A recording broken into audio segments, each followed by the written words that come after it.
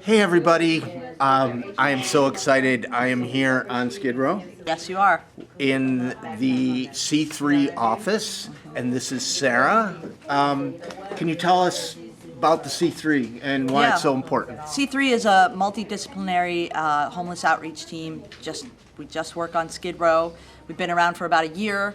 The other thing that's interesting about us is we're multi-agency. We're a collaborative of a whole number of agencies that work to address homelessness. So we have the city, the county, and the community. That's why we're called C3, and a number of agencies that represent all of those.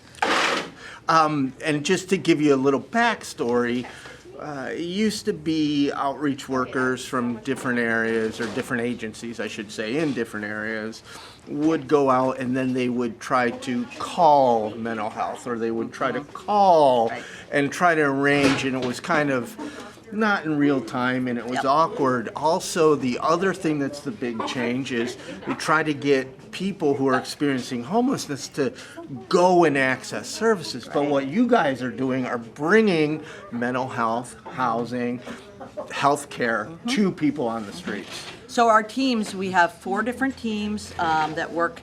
Each one works a quadrant of Skid Row, which there are about 2,000 homeless folks in Skid Row alone.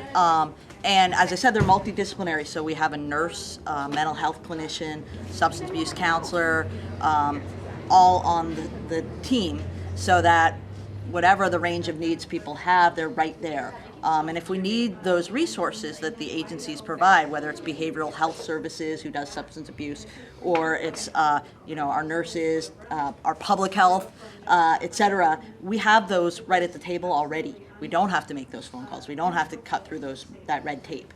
And it's a whole different ballgame for that reason. And the results are you guys housed in 2016. In our first year, and so I do account for, we have had some startup, delays and growing pains and all of that, but still we housed 158 people who were right here on Skid Row a year ago. Not only that, but the results of our efforts meant that we've connected 326 people to housing. That means they're matched to a unit, and they will be getting indoors soon. They may not have the keys in hand yet, but as a result of what we did last year with our outreach teams, 326 people will be indoors. And that is really a huge difference. And it's not just Skid Row. C3 teams are in Venice and other parts of the county. Because of our great success, we've developed a model that people have seen it works, and they're starting to experiment with it in other parts of the city. Venice is the first official other C3, but there's other ones being cooked up in all sorts of other areas of the county and the city.